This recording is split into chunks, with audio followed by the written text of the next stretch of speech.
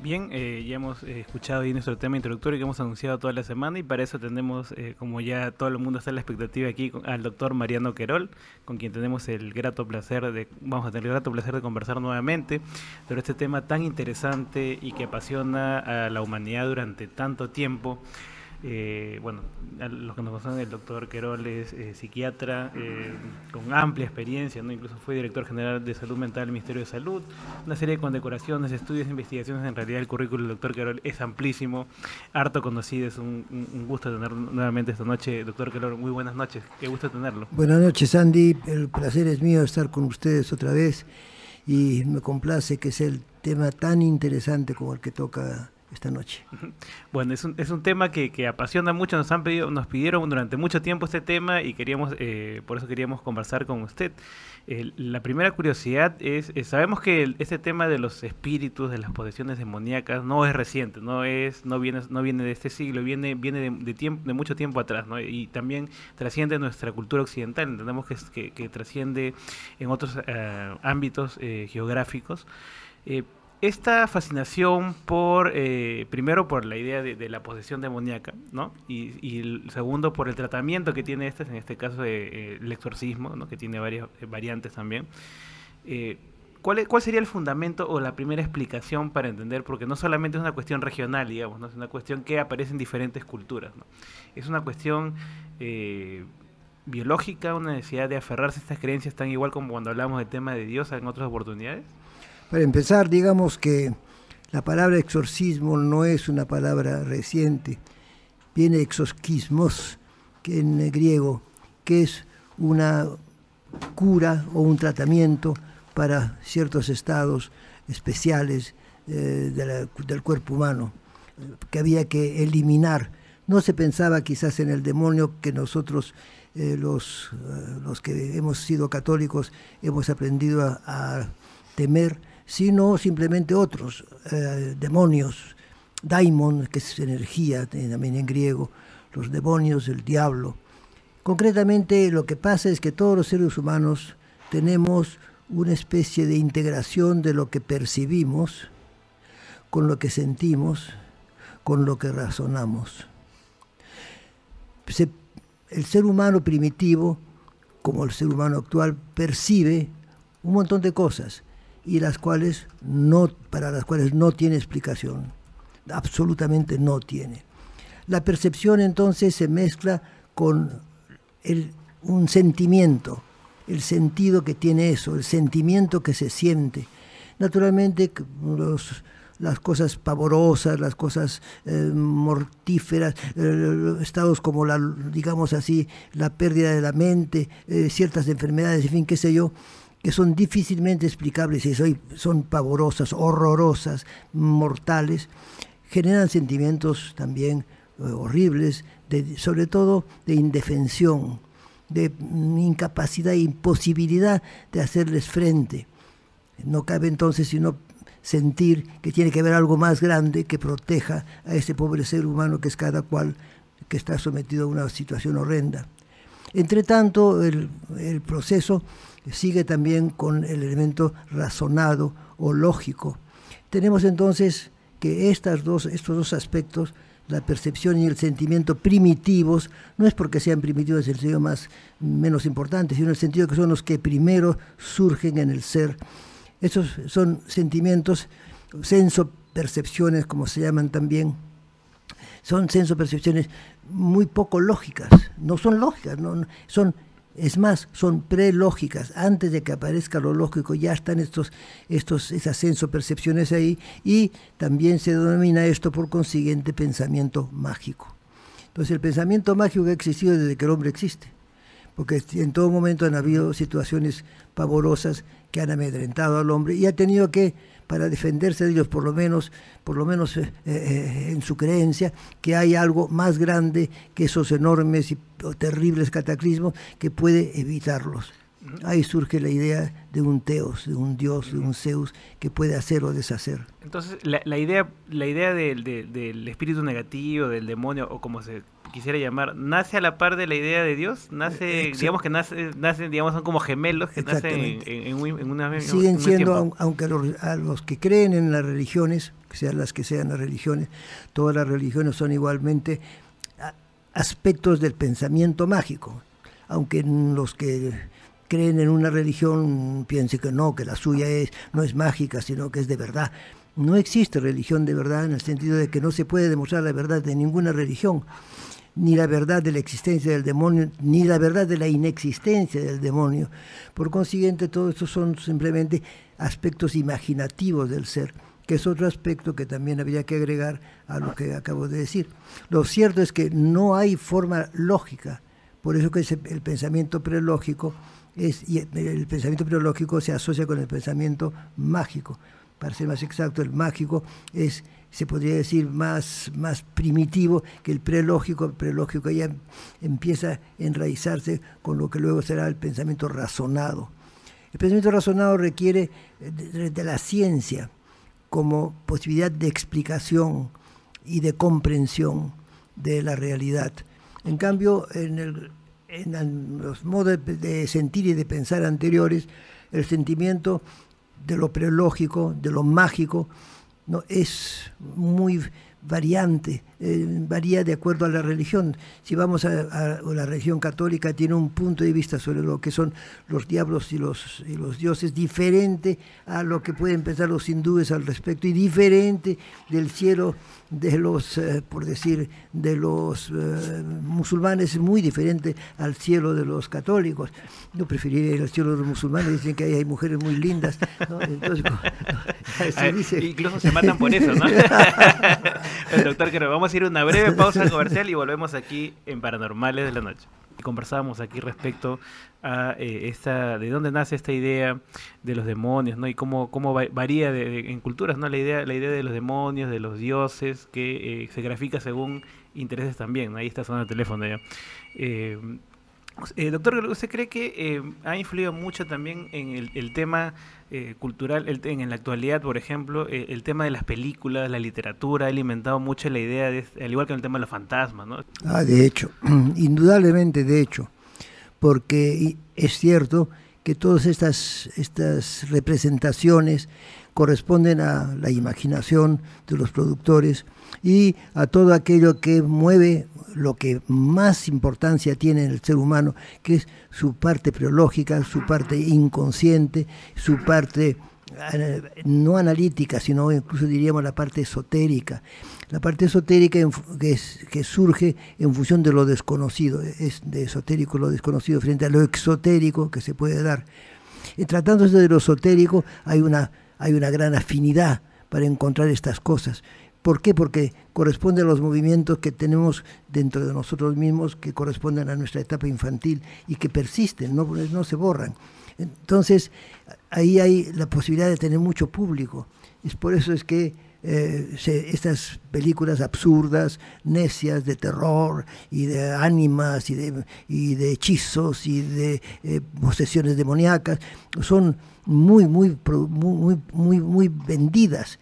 Y eso naturalmente hace que los productores las produzcan, ni sonsos claro que fueran, pues la razón de tener este tipo de actividades es ganar dinero.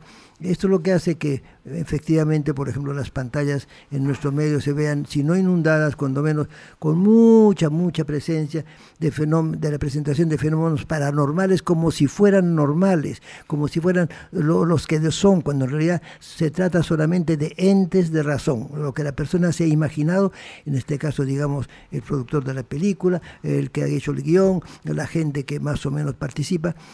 Pero hay un punto que es importante, y es que muchas de estas cosas forman parte de la experiencia humana, porque si la persona se acerca a un fenómeno con el espíritu no adecuado de la ignorancia, que es en el fondo un aspecto espiritual también, entonces es posible que le dé valor fenomenológico a lo que no tiene valor fenomenológico. Es decir, no es un fenómeno, es simplemente una imaginación, un ente razón. La luz que se ve al ir por los cerros en el Perú, por así donde están los cementerios, las huacas, ¿no?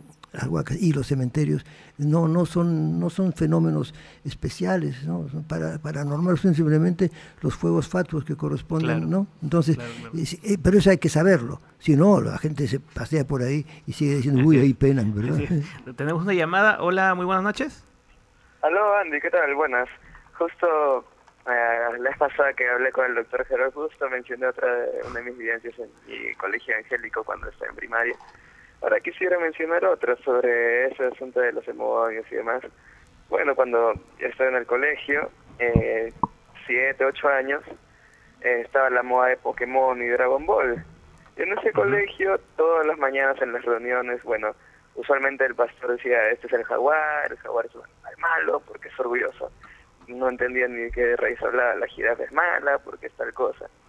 Bueno, y así una vez le llegó el turno a esos programas, ¿no? Primero dijeron Dragon Ball tiene que ver con el demonio, y de ahí Pokémon también, y me acuerdo que era básicamente como una especie de cacería de brujas a pequeña escala, porque si te encontraban tus juguetitos de Pokémon, te los rompían, tus cómics de Dragon Ball, te los rompían, y bueno, ahora leyendo las noticias veo nuevamente, cura católico dice que Harry Potter es el demonio, el yoga es el diablo, etc. Bueno, justamente aquí mencionan la palabra mano de Satanás, y no sé si el doctor Gerald, el doctor Gerald estoy seguro que conoce la etimología de esa palabra, tiene que ver con rival, enemigo, y me da curiosidad porque la iglesia justo cualquier cosa que esté ganando algo de popularidad inmediatamente, es malo.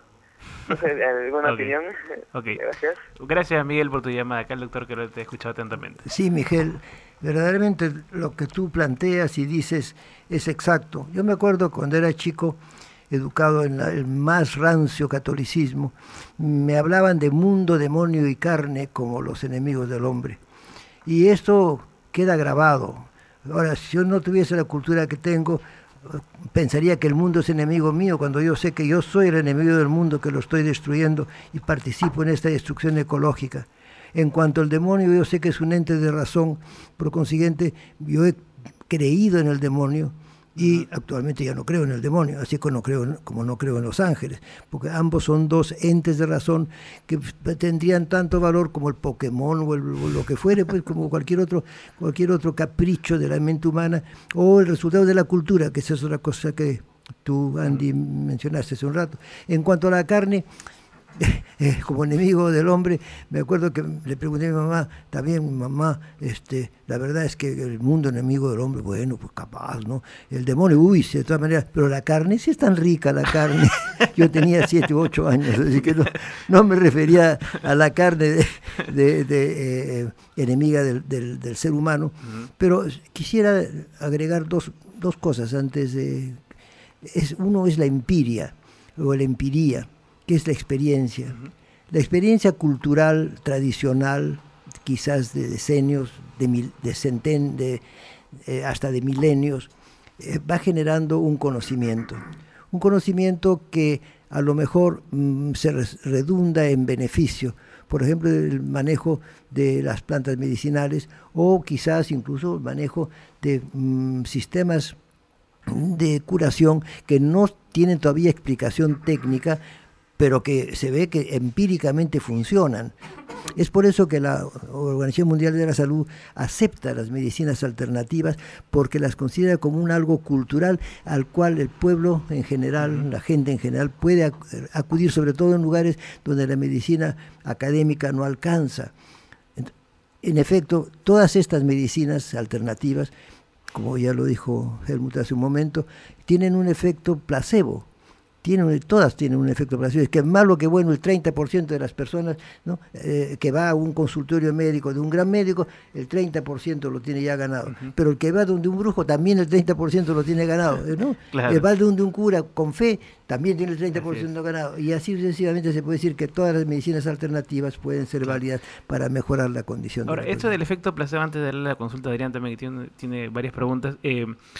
Leía en algún momento, por ejemplo, que habían algunos terapeutas en Argentina que se disfrazaban de sacerdotes y hacían todo el ritual del exorcismo, no porque realmente funcionara, sino que querían apelar de repente al el efecto placebo para que el mismo paciente se ayudara, digamos, bajo su gestión a poder tratarse. Claro. ¿Esto es posible? ¿Esto realmente funciona así? Pero claro que sí, lógicamente, la sugestión es muy importante.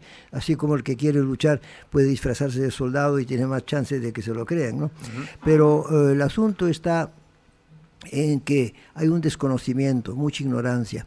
Todo esto que se ha considerado como estados de posesión demoníaca y estados de alteración, estados de trance, por último hasta diría yo, contrariamente a lo que mucha gente piensa, hasta el llamado éxtasis religioso, son procesos de tipo psicológico, simplemente psicológico, donde hay un surgimiento preferencial del pensamiento mágico, influido por una cultura que remacha ese pensamiento mágico, influenciado por una ignorancia que hace pensar que todo lo que se ha dicho como mágico es real. Entonces hay una situación en que verdaderamente la persona responde con mucha eficacia, digamos, a los efectos de las creencias, o sea, de la imposición de manos, del vestido, del oremus, de las velas, qué sé yo. Pero también yo tengo la experiencia de justamente lo contrario. Haber visto a gente traída por sus familiares, 2, 3, 5, 7, desmadejándose, cayéndose, imposibilitado, gritando, ¿no? ¿Usted ha tratado estos casos sí, varios, claro, imagino? No soy exorcista, pues soy psiquiatra, pues creo que estoy los psiquiatras estamos en condición de favorable frente a la realidad, porque todas estas alteraciones que se piensa que son exorcismos, ¿no? O que son estados de posesión demoníaca, por ejemplo, o estados de alteración en función del mal, ¿no? O que el mal aire, o el daño que le han hecho. O la ouija, el uso de la ouija también. Efectivamente, claro. Todas estas cosas mágicas son y están descritas claramente como un gran grupo de alteraciones que no pueden llamarse enfermedades mentales, pero sí desórdenes mentales o trastornos mentales, que digamos así, se agrupan en lo que podría ser los estados disociativos o los estados de transformación, ¿no? De transformación de lo psicológico en un proceso patológico, de un proceso de tranquilidad motora en un proceso de inquietud motora, ¿no? Incluyendo los gritos, que son elementos motores.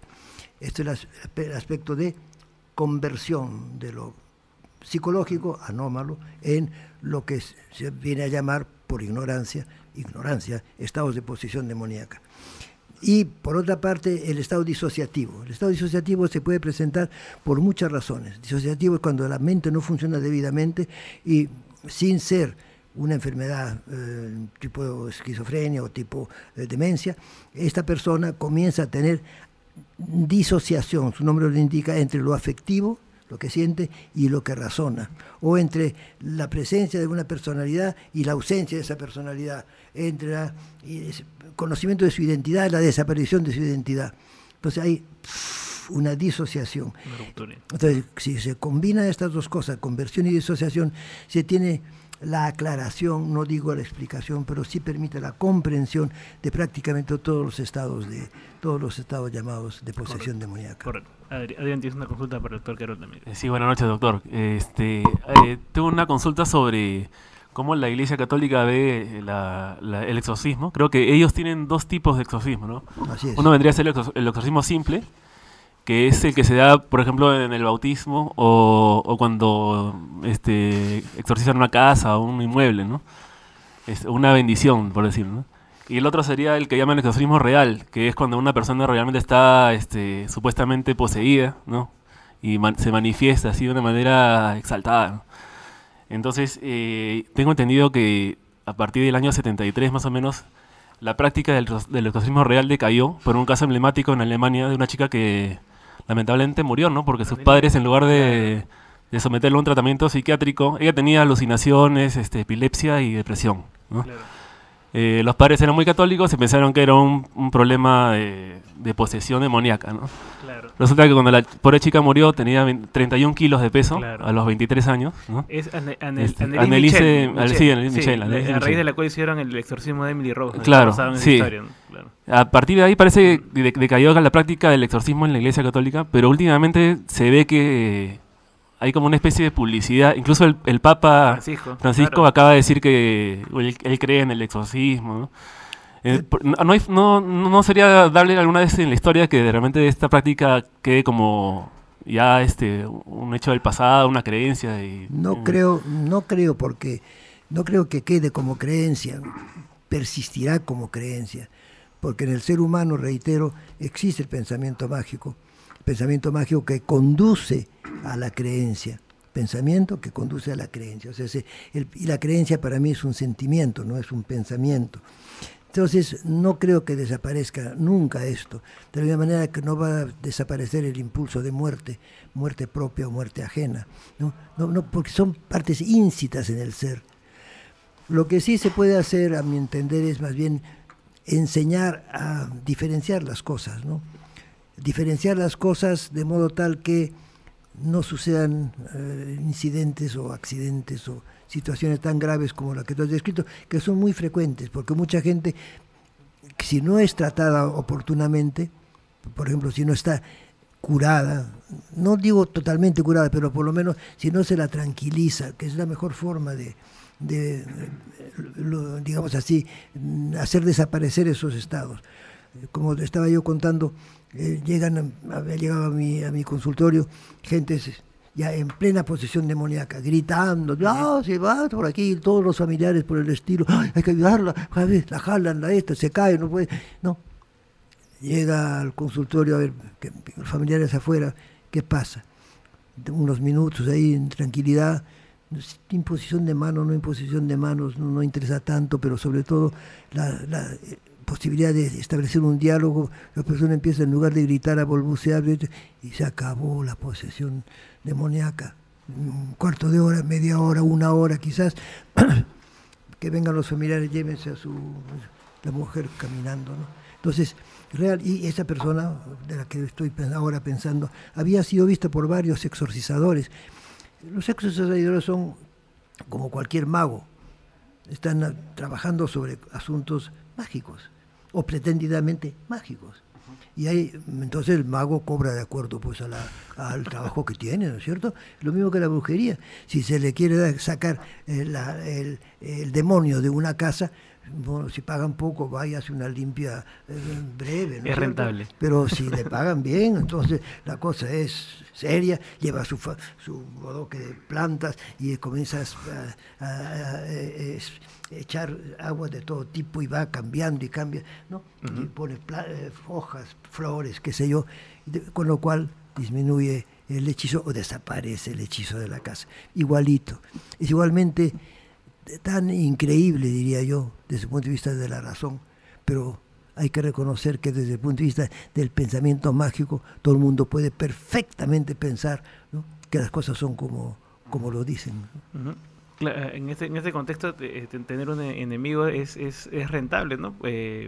Porque permite, por ejemplo, en el caso de la Iglesia Católica, se ha alentado el tema del exorcismo. Incluso leí hace poco que se ha reconocido ya públicamente, ¿no?, la Asociación de Exorcistas, ¿no? Y Francisco ha sido muy activo en este tema del exorcismo. Sí, el Vaticano reconoce la Asociación Internacional de Exorcistas en base al derecho canónico, ¿no? O sea, reconocido oficialmente, ¿no?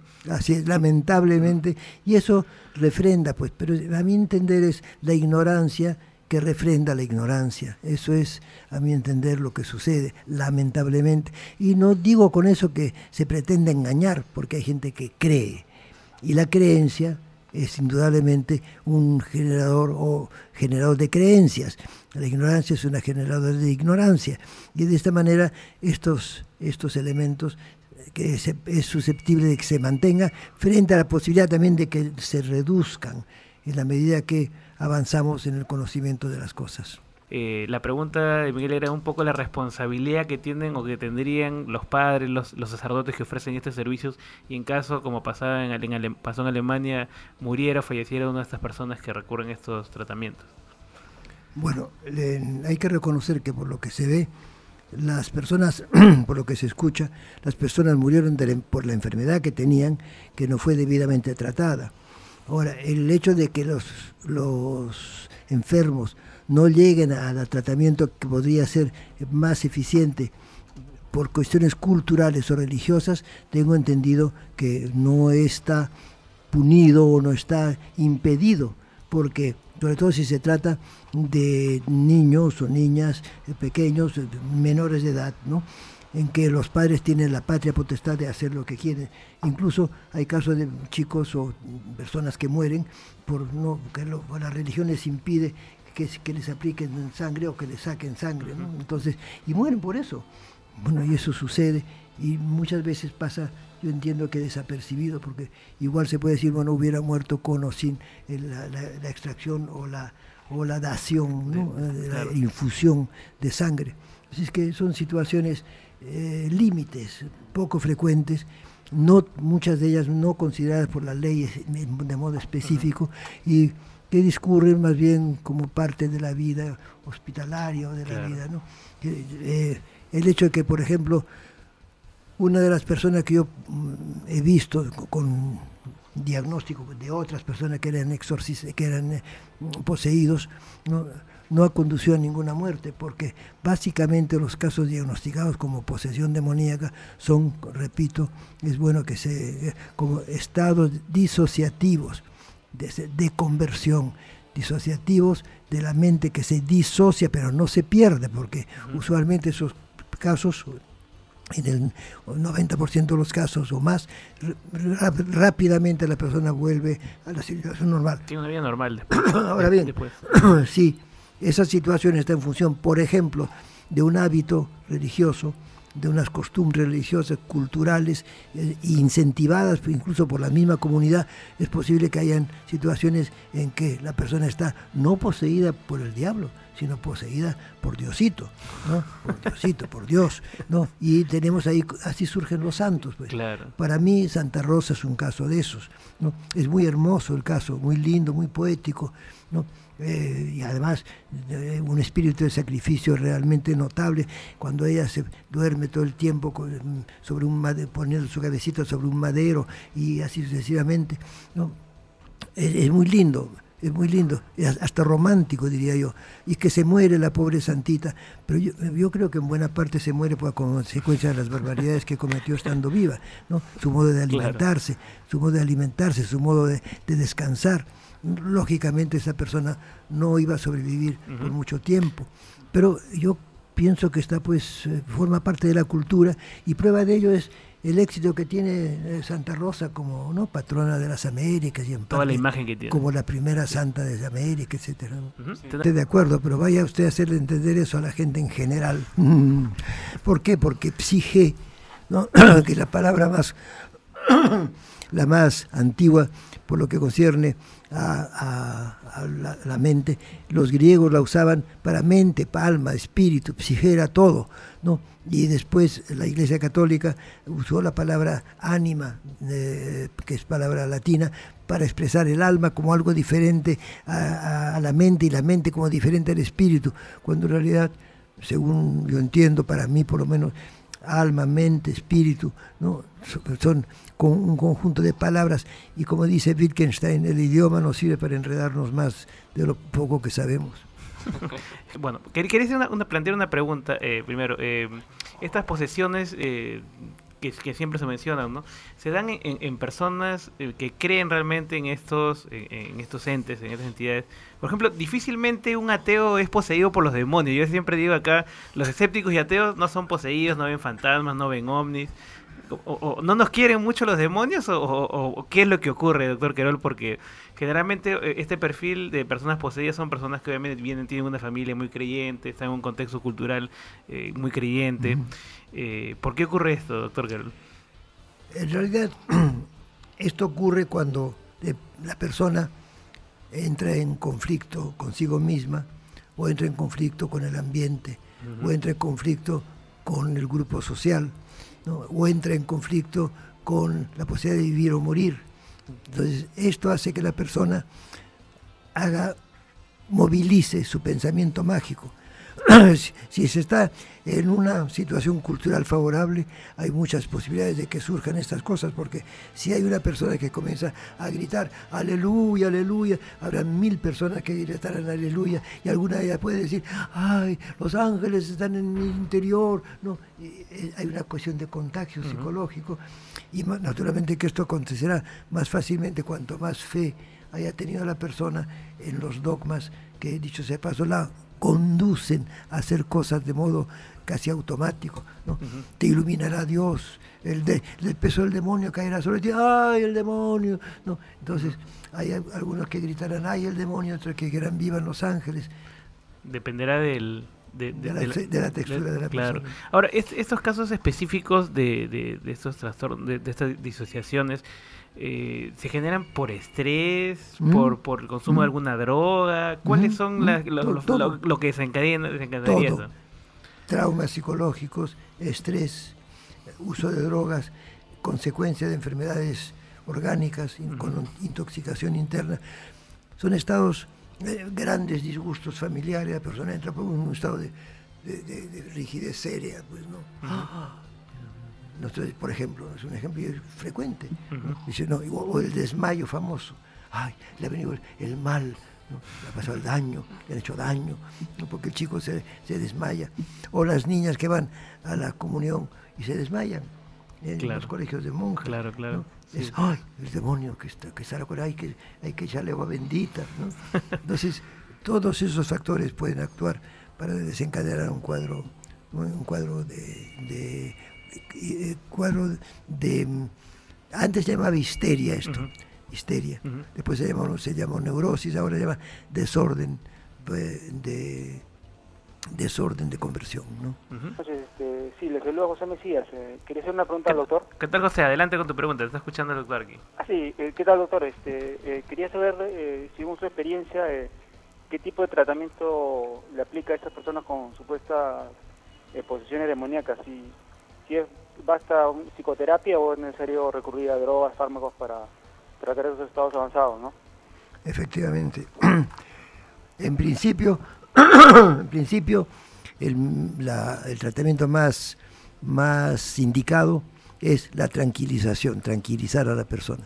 Y la tranquilización de la persona con mucha frecuencia se consigue solo con enfrentarla, calmarla, acercarse paulatinamente a ella, incluso hacer valer sus propios puntos de vista religiosos. No te preocupes, si tienes un demonio ahora vas a tener un ángel, no te preocupes, no, simplemente establecer un contacto, ese es el comienzo. Si esto no se da, entonces la tranquilización química podría ser lo conveniente, ¿no? Se le pone se le inyecta o se le da a tomar, generalmente no puede haber dificultades para ingerir, se le aplica un tranquilizante y la persona se tranquiliza, tan simple como eso, ¿no? Y después, cuando sale de ese estado de tranquilización, que puede ser simplemente tranquilidad y un retorno a la total contacto con la realidad, puede ser un periodo de sueño y luego se despierta, la posibilidad de relacionarse con esta persona es mucho mayor, y la posibilidad de influir sobre ella para que esto disminuya, lo cual no quiere decir que eso en todos los casos desaparece en una sesión. En algunos casos se requieren varias sesiones, sobre todo si el contexto cultural, como acaba de decir Helmut, está presente, pues si está rodeado de acólitos y adeptos, ¿no? A esto le vuelven a decir, no, cuidado que te vas a el demonio va a volver, no le hagas caso al médico, el médico es parte del demonio. Claro. Entonces, ¡pum!, otra vez. Va a reforzar su idea, ¿no? Su idea de posesión Hay cuestión de reforzamiento y claro. la cuestión de contagio. Pues que en muchos casos esto surge en grupos. Un grupo de indígenas de tal sitio, les entra pues el demonio, comienzan a hacer... entran en trance. Entran en trance, pues, prácticamente.